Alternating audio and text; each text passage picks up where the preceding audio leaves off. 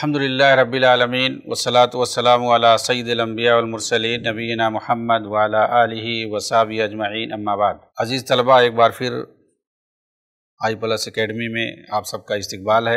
امید کی سب لوگ کاپی کتاب لے کر آرام سے بیٹھے ہوں گے۔ پچھلے درس کے اندر نبی پاک صلی اللہ علیہ وسلم کے اخلاق و اطوار اور آپ کی سیرت و کردار اور عادات کے بارے میں گفتگو چل رہی تھی اور چند سوالات بھی کیے گئے تھے۔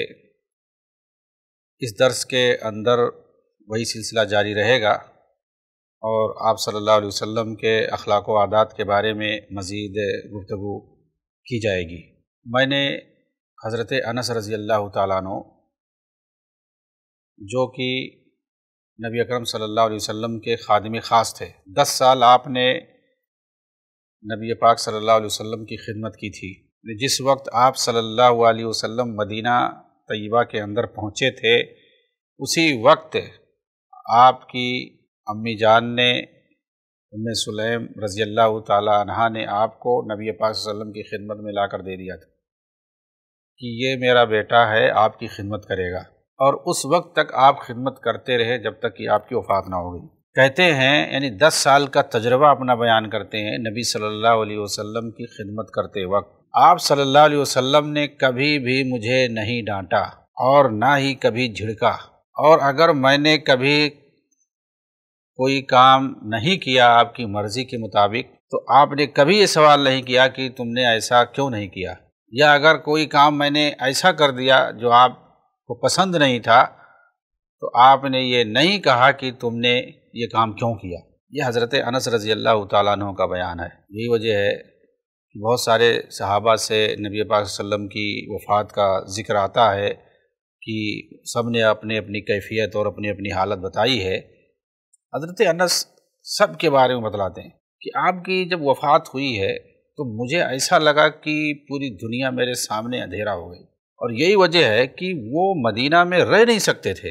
نبی صلی اللہ علیہ وسلم کی جدائی کے بعد ان کو رہنا پسند نہیں آیا، چلے گئے مدینہ چھوڑ کے، بصرہ چلے گئے، عراق کے اندر ایک شہر ہے، وہاں چلے گئے اور زندگی بھر وہیں پر، وہاں پر وہ دین کی تبلیغ کرتے رہے، درس دیتے رہے۔ تو آپ کا خاندان بہت پھلا پھولا، نبی صلی اللہ علیہ وسلم نے خصوصی طور پر آپ کے لیے دعا فرمائی تھی۔ تو انہوں نے اپنے 10 سالہ تجربہ تھا نبی صلی اللہ علیہ وسلم کے ساتھ رہنے کا، خدمت کرنے کا۔ ظاہر سی بات ہے، جو خادم ہوتا ہے، ایک آقا یا ایک مالک جو ہوتا ہے، اس کو ڈانٹتا ہے اور کام نہ کرنے پر جھڑکتا ہے، بہت کچھ سناتا ہے، لیکن انہوں نے جو بیان دیا کہ کبھی نہیں جھڑکا، نہ کبھی ڈانٹا، بلکہ اگر آپ صلی اللہ علیہ وسلم نے کسی کام کے کرنے کا حکم دیا ہے اور کسی وجہ سے نہیں کر سکے تو یہ سوال تک نہیں کیا کہ اس کو تم نے کیوں نہیں کیا۔ تو یہ نبی صلی اللہ علیہ وسلم کے اخلاق اور کردار پر دلالت کرتا ہے کہ گھر کے اندر آپ کیسے رہتے تھے۔ اسے پتہ چلتا ہے کہ گھر کا ماحول بھی آپ کا بالکل اخلاق سے بھرا ہوا، چاہے بیوی بچے ہوں یا نوکر ہوں، خادم ہوں، خادمہ ہوں، ان سب کے ساتھ آپ کا برتاؤ جو تھا بہت ہی عمدہ تھا۔ بلکہ اللہ کے رسول صلی اللہ علیہ وسلم نے ایک حدیث کے اندر فرمایا ہے کہ ان من احسنکم اخلاقا اقرب منی مجلسا یوم القیامۃ، تم میں جو اخلاق میں سب سے اچھا ہوگا قیامت کے دن میرے سب سے قریب ہوگا۔ وَأَنَا أَحْسَنُكُمْ أَخْلَاقًا لِأَهْلِي، اور میں تم سے زیادہ اخلاق مند ہوں اپنے گھر والوں کے لیے۔ نبی صلی اللہ علیہ وسلم یہ بتانا چاہتے ہیں کہ میں اپنے گھر والوں کے لیے بہت ہی اخلاق مند ہوں، ایسے ہی تم لوگوں کو اخلاق مند بننا ہے۔ جو سب سے زیادہ اخلاق مند ہوگا اپنے گھر والوں کے لیے، وہی قیامت کے دن میرے سب سے زیادہ قریب ہو۔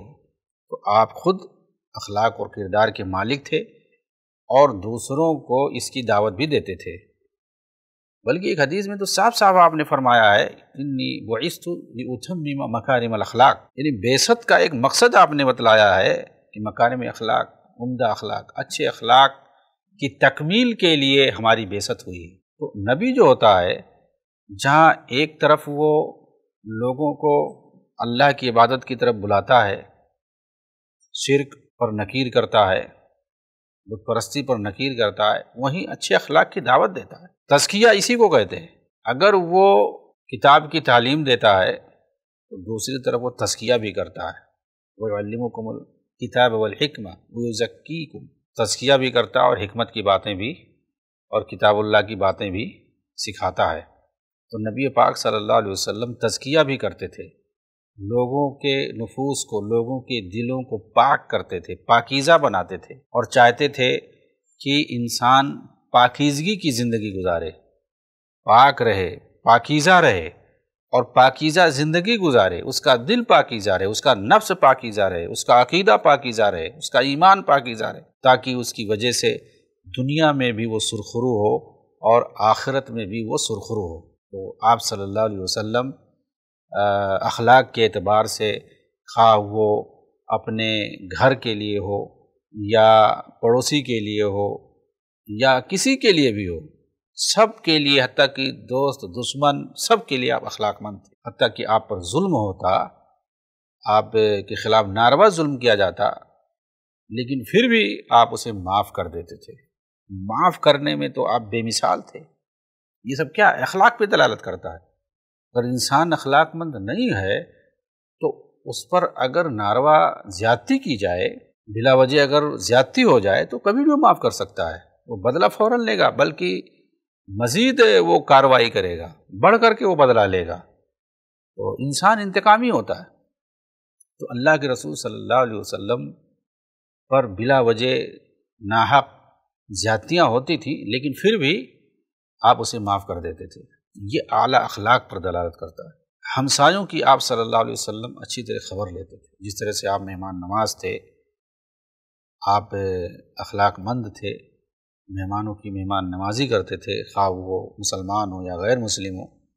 اسی طرح سے آپ پڑوسیوں کا بھی بے انتہا خیال رکھتے تھے، ان کے یہاں تحفے تحائف بھیجتے تھے، اور آپ خود خیال کرتے تھے اگر کوئی پڑوسی بیمار ہو گیا ہے تو آپ اس کی دیکھ بھال کرتے تھے، اس کی عیادت کرتے تھے، بیمار پرسی کرتے تھے، تیمارداری کرتے تھے، اور اس کی وہاں تحفے تحائف بھیجتے تھے۔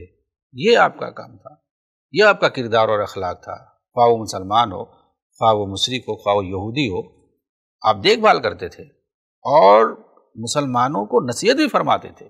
صحابہ کرام کو اس کی وصیت کرتے تھے کہ پڑوسیوں کا خیال رکھو، اور خود اللہ تعالیٰ نے قرآن کریم کے اندر جگہ جگہ پڑوسیوں اور ہمسایوں کا خیال کرنے کا حکم دیا ہے۔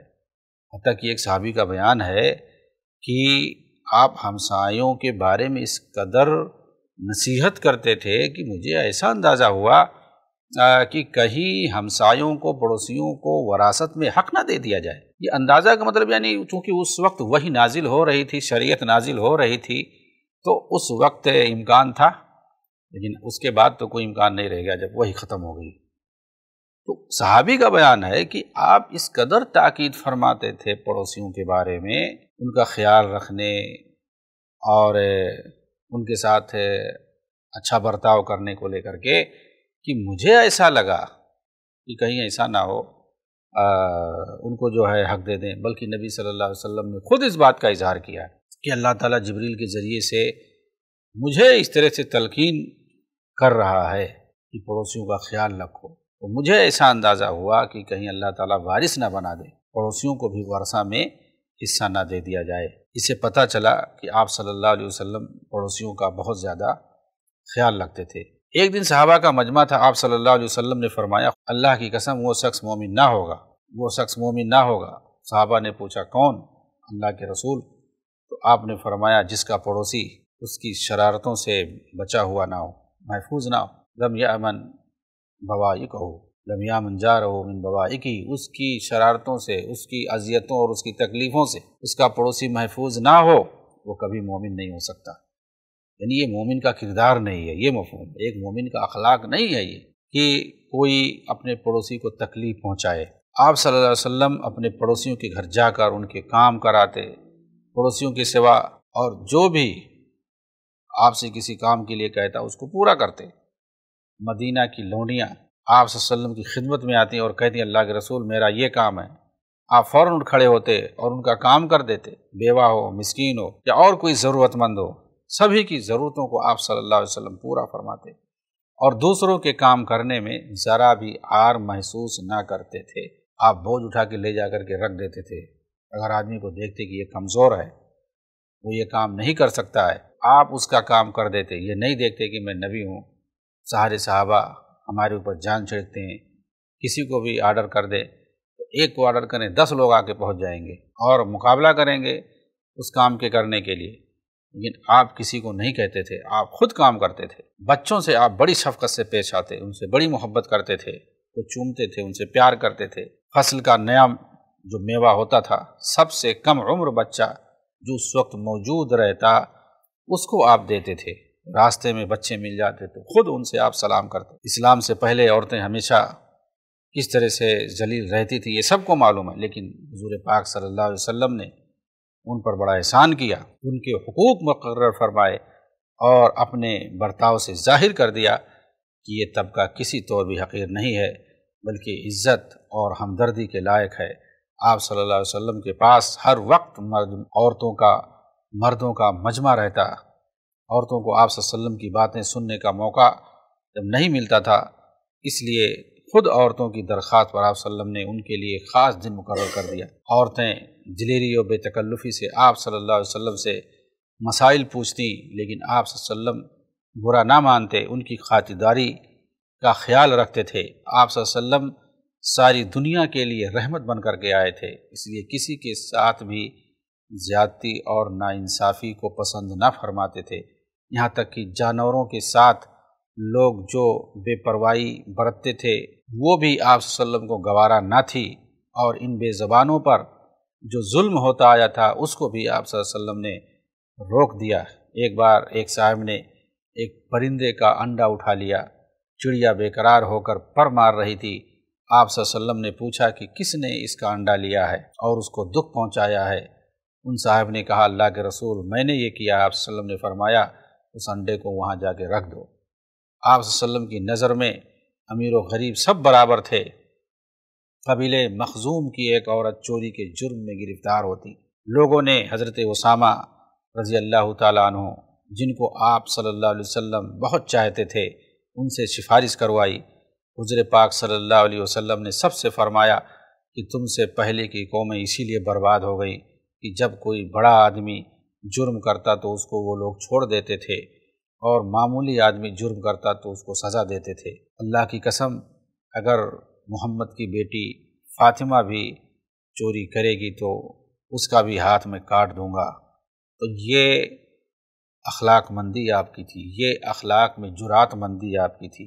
ان سب کے ساتھ یکساں سلوک کرنے کا رویہ اور یہ جسارت ہر ایک کے اندر نہیں ہوتی ہے۔ جو کیریکٹر میں جو کردار میں پاک اور صاف ہوتا ہے اس کے یہاں جھوٹ نہیں ہوتی ہے، عیاری اور مکاری نہیں ہوتی ہے، وہ اس طرح سے جسارت کے ساتھ بول سکتا ہے۔ چنانچہ کسی شاعر نے آپ کے بارے میں کہا ہے وہ نبیوں میں رحمت، لقب پانے والا، مرادیں غریبوں کی بھر لانے والا، مصیبت میں غیروں کے کام آنے والا، وہ اپنے پرائے کا غم کھانے والا، فقیروں کا ملجا، ضعیفوں کا ماوا، یتیموں کا والی، غلاموں کا مولا، خطا کار سے درگزر کرنے والا، بدن دیش کے دل میں گھر کرنے والا، مفاسد کا زیر و زبر کرنے والا، قبائل کا شیر و شکر کرنے والا، اتر کر ہیرا سے سوئے قوم آیا اور ایک نسخے کیمیا ساتھ لایا، مسے خام کو جس نے کندن بنایا، کھرا اور کھوٹا الگ کر دکھایا، عرب جس پہ کرنوں سے تھا جہل چھایا، پلٹ دی بسی کان میں اس کی کایا، رہا ڈرنا بیڑے کو موجے بلا سے، ادھر سے ادھر پھر گیا رخ ہوا کا۔ حضرت انس رضی اللہ تعالیٰ عنہ جیسا کہ بیان کیا، ان کا کہنا ہے کہ میں نے 10 برس آپ صلی اللہ علیہ وسلم کی خدمت میں گزارے، مگر آپ صلی اللہ علیہ وسلم نے نہ کبھی ڈانٹا نہ مارا، نہ یہ پوچھا کہ تم نے یہ کام کیوں کیا اور نہ یہ کیا۔ آپ صلی اللہ علیہ وسلم کی تمام عمر میں کبھی کسی کو نہیں مارا۔ اور یہ کیا عجیب بات ہے کہ ایک فوج کا جرنیل جس نے مسلسل 9 برس لڑائیوں میں گزارے اور جس نے کبھی لڑائی کے میدان میں منہ نہیں موڑا، اس نے اپنے دشمن پر کبھی تلوار نہیں اٹھائی اور نہ کبھی اپنے ہاتھ سے کسی پر وار کیا۔ احد کے میدان میں جب ہر طرف آپ صلی اللہ علیہ وسلم پر پتھروں، تیروں اور تلواروں کی بارش ہو رہی تھی، آپ صلی اللہ علیہ وسلم اپنی جگہ پر کھڑے تھے اور جانثار دائیں بائیں کٹ کر گر رہے تھے۔ اسی طرح حنین کی لڑائی میں اکثر مسلمان غازیوں کے پاؤں اکھڑ چکے تھے۔ حضور پاک صلی اللہ علیہ وسلم پہاڑ کی طرح اپنی جگہ پر کھڑے تھے۔ صحابہ کرام کہتے ہیں لڑائی کے اکثر معرکوں میں آپ صلی اللہ علیہ وسلم وہاں ہوتے تھے جہاں بڑے بڑے بہادر کھڑا ہونا اپنی شجاعت کی آخری کارنامہ سمجھتے تھے، مگر ایسے خوفناک مقاموں میں رہ کر بھی دشمن پر ہاتھ نہیں اٹھاتے تھے۔ احد کے دن جب مشرکوں کے حملے میں سر مبارک زخمی اور دندانے مبارک شہید ہوئے، یہ آپ صلی اللہ علیہ وسلم فرمانے لگے الہ العالمین انہیں معاف کر، کیونکہ یہ لوگ نہیں جانتے ہیں، نادان ہیں۔ سالہ سال کی ناکامی کی تکلیفوں کے بعد کبھی مایوسی نے آپ صلی اللہ علیہ وسلم کے دل میں راہ نہ پائی، اور آخر وہ دن آیا جب آپ صلی اللہ علیہ وسلم اکیلے سارے عرب پر چھا گئے۔ مکے کی تکلیفوں سے گھبرا کر ایک صحابی نے درخواست کی کہ یا رسول اللہ، آپ صلی اللہ علیہ وسلم ہم لوگوں کے لیے کیوں دعا نہیں فرماتے؟ یہ سن کر آپ صلی اللہ علیہ وسلم کا چہرہ سرخ ہو گیا اور فرمایا کہ تم سے پہلے جو لوگ گزرے ان کو آروں سے چیرا گیا، ان کے بدن پر لوہے کی کنگھیاں چلائی گئیں جس سے گوشت و پوست سب کٹ جاتا، لیکن یہ تکلیفیں بھی ان کو حق سے پھیر نہ سکیں۔ اللہ کی قسم دین اسلام اپنے کمال کے مرتبے پر پہنچ کر رہے گا، یہاں تک کہ ثنا حضرموت ایک سوار اس طرح بے خوف و خطر چلا جائے گا کہ اس کو اللہ کے سوا اور کسی کا ڈر نہ ہوگا۔ آپ صلی اللہ علیہ وسلم کا وہ عزم و استقلال یاد ہوگا جب آپ صلی اللہ علیہ وسلم نے اپنے چچا کو یہ جواب دیا تھا کہ چچا جان، اگر قریش میرے دائیں ہاتھ میں سورج اور بائیں ہاتھ میں چاند رکھ دیں تب بھی حق کے اعلان سے باز نہ رہوں گا۔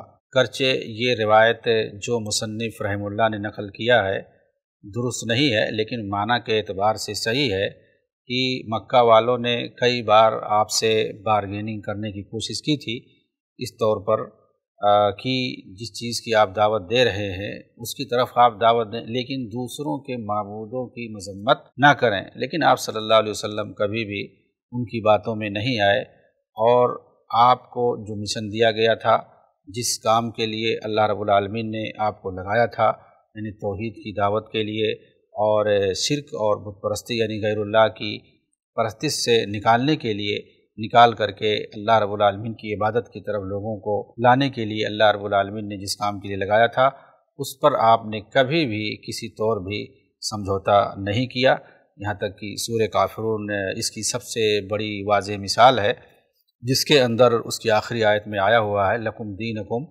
ولی دین، کہ تمہارا دین تمہارے لیے ہے اور میرا دین میرے لیے ہے۔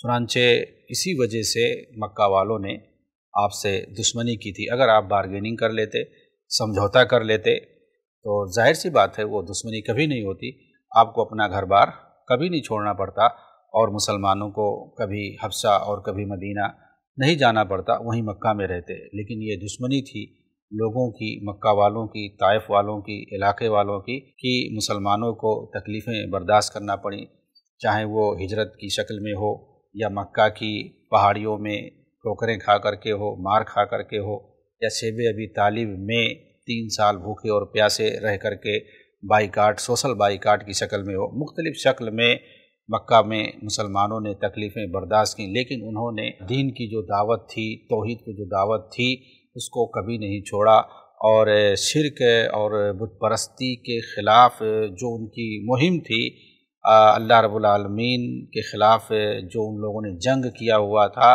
اس سے لڑائی کرنا تھی مسلمانوں کو، نبی صلی اللہ علیہ وسلم کو جو حق بات ہے وہ آپ پیش کرتے رہیے، اور ان جاہلوں سے اعراض کیجیے، ان کی کسی بات پر کان مت دھریے۔ تو اس میں ساری چیزیں آ جائیں گی، ان میں وہ ساری چیزیں آ جائیں گی جو وہ سمجھوتا کرتے تھے اور جو بارگیننگ کرتے تھے اور جو چیزیں رکھتے تھے۔ آپ کو مکہ کا سردار بنانے کی انہوں نے پیشکش کی تھی کہ اگر آپ مکہ کا حاکم اور سردار بننا چاہتے ہیں تو بن جائیں، ہم راضی ہیں اس کے لیے، لیکن آپ کی وجہ سے اختلافات ہو رہے ہیں بھائی بہن کے درمیان، بیٹے اور ماں کے درمیان، تو اس طرح سے آپ مت کیجئے، اور آپ اختلاف برپا کر کے مکہ کے اندر فساد نہ پھیلائیں۔ تو ہر نبی کے ساتھ ایسا اس کی قوم نے کیا ہے۔ تو آپ صلی اللہ علیہ وسلم کا وہ عزم اور استقلال جو آپ نے اپنے چچا سے کہا تھا، ایک بار دوپہر کو ایک لڑائی میں آپ صلی اللہ علیہ وسلم ایک درخت کے نیچے اکیلے آرام فرما رہے تھے، ایک عرب آیا اور تلوار کھینچ کر بولا، بتا اے محمد تجھے کون مجھ سے بچا سکتا ہے؟ بڑے اطمینان اور تسلی سے آپ نے اس کو جواب دیا کہ اللہ تعالیٰ۔ یہ سن کر کے وہ کانپ گیا اور تلوار اس کے ہاتھ سے گر گئی۔ تو آپ صلی اللہ علیہ وسلم کی جب وہ قبضے میں آیا تو ظاہر سی بات ہے وہ کانپنے لگا، لیکن آپ صلی اللہ علیہ وسلم نے اسے معاف کر دیا اور ذرا بھی اس سے آپ نے بدلہ نہیں لیا۔ باقی جو بھی ہمارے پاس ٹائم ہے میں چاہتا ہوں کہ اس کو سوالات اور جوابات کی شکل میں پورا کریں۔ اس سے پہلے اخلاق و عادات ہی پر جو ہمارا درس چلا ہے اس میں کچھ سوالات نبی صلی اللہ علیہ وسلم کے اخلاق کے بارے میں کیے گئے تھے۔ ابھی اس میں ہمارا ایک سوال رہے گا کہ حضرت انس رضی اللہ تعالیٰ عنہ جو کہ خادم رسول تھے، 10 سال کا ان کا تجربہ تھا، انہوں نے آپ کے اخلاق کی گواہی کیسے دی؟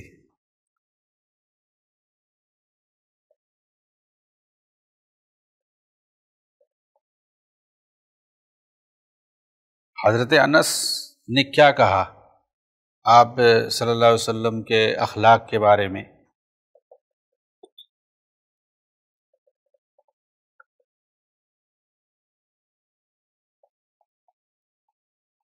کبھی مجھے ڈانٹا نہیں، کبھی مارا نہیں، کبھی جھڑکا نہیں، اور کبھی کوئی وجہ نہیں پوچھی۔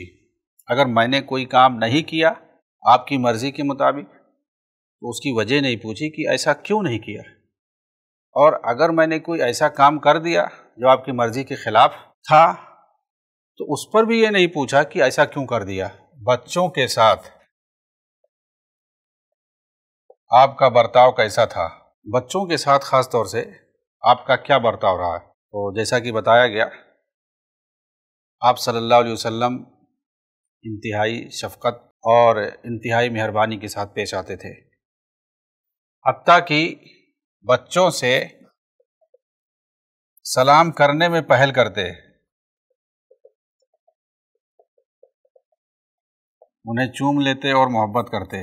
بہت ساری چیزیں ہیں، تو مطلب یہ ہے کہ بچوں سے آپ بے حد محبت کرتے تھے۔ بلکہ ایک دفعہ کا ذکر ہے کہ نبی صلی اللہ علیہ وسلم کے پاس عبد القیس قبیلہ، بنی عبد القیس بہت دور کا قبیلہ ہے، تقریباً عراق کے بارڈر پر، وہاں سے ایک بڑا قبیلہ، ایک بڑا وفد آیا اس قبیلے سے، قبیلہ بنی عبد القیس سے، اسلام قبول کرنے کے لیے مدینہ میں آپ صلی اللہ علیہ وسلم کی خدمت۔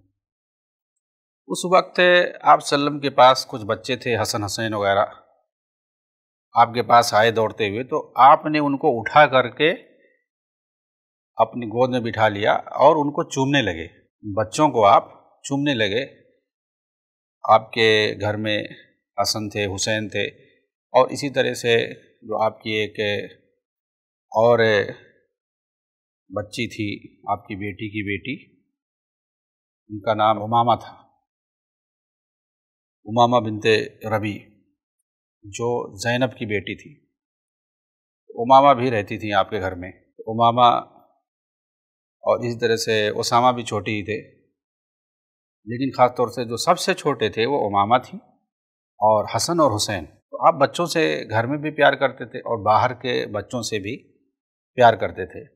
تو یہ چند بچے جو تھے، خاص طور سے حسن، حسین اور امامہ، اللہ کے رسول کے پاس آئے، آپ ان کو اٹھا کے چومنے لگے۔ تو وہ وفد میں سے جو آئے ہوئے تھے لوگ، ان کے جو سردار تھے، جو رئیس الوفد تھا، اس نے کہا کہ ہم نے تو بچوں کو کبھی چوما ہی نہیں۔ خود اس نے گواہی دی کہ ہم نے بچوں کو کبھی نہیں چوما، آپ جو ہے کس طرح سے چوم رہے ہیں اٹھا اٹھا کے۔ تو اللہ کے رسول نے کہا کہ اگر اللہ تعالیٰ کسی کے دل میں رحمت نہ ڈالے، نکال لے، تو اس کا میں کیا کر سکتا ہوں؟ یعنی گویا تمہارے دل میں رحمت نہیں ہے، رحم نہیں ہے بچوں پہ، شفقت اور پیار نہیں ہے۔ بچوں سے شفقت اور پیار کرنا جو ایک فطری چیز ہوتی ہے انسان کے اندر، اس کو اللہ تعالیٰ نے تمہارے دل سے نکال دیا ہے۔ تو اللہ کے رسول صلی اللہ علیہ وسلم بچوں سے بے حد پیار کرتے تھے، اسی طریقے سے ایک سوال ہے پڑوسیوں کے تعلق سے، پڑوسیوں کے ساتھ آپ کا برتاؤ کیسا تھا؟ جیسا کہ بتایا گیا کہ بہت زیادہ آپ اپنے پڑوسیوں اور ہمسایوں کا خیال کرتے تھے، ان کی تیمارداری کرتے، عیادت کرتے، حال چال پوچھتے، بلکہ ان کی مدد کرتے، تحفے تحائف بھیجتے، اور ایسا گمان ہوتا اتنا زیادہ آپ خیال کرتے خود اور دوسروں کو نصیحت کرتے، ایسا لگتا حدیث میں آیا ہے کہ کہیں ایسا نہ ہو وارث بنا دیں۔ تو آپ کہہ سکتے ہیں ہر طرح کا خیال رکھتے تھے۔ اور بھی سوالات ہو سکتے ہیں، مہمان نوازی وغیرہ اور دوسری چیزیں، لیکن ہم اسی پر اکتفا کرتے ہیں۔ انشاءاللہ باقی چیزیں اگلی درس میں آئیں گی، تب تک کے لیے انتظار کریں۔ وآخر دعوانا ان الحمدللہ رب العالمین۔ السلام علیکم ورحمۃ اللہ وبرکاتہ۔ السلام علیکم ورحمۃ اللہ وبرکاتہ۔ کیا آپ کو پتا ہے i+ ٹی وی کے جو مختلف پروگرامز آپ تک پہنچتے ہیں، دینی programs, Islamic programs, research programs, علمی پروگرامز، یہ سارے پروگرامز کو آپ تک پہنچانے میں کئی اخراجات ہوتے ہیں، علماء جو اپنا وقت دیتے ہیں، اور بہت سارے ایسے کاسٹ جو بیہائنڈ دا سین ڈپارٹمنٹس ہوتے ہیں جو علماء کے علم کو آپ تک پہنچانے میں ذریعہ بنتے ہیں، جیسے technical staff, editors, animators, social media staff, support staff, technology کا بھی کاسٹ ہوتا ہے، premises cost, travelling cost, equipment. ایک پروفیشنل اسٹوڈیو کو مینج کرنے میں، ایک ٹیم کو مینج کرنے میں بہت سارے کاسٹ ہوتے ہیں۔ میں آپ کو بھی ابھارتا ہوں کہ آپ بھی اس کام میں ضرور سپورٹ کریں، i+ ٹی وی میں اپنا تعاون ضرور پیش کریں۔ جزاک اللہ خیر، والسلام علیکم ورحمۃ اللہ۔ ایسے ہی اور ویڈیوز بنانے میں ہماری مدد کریں۔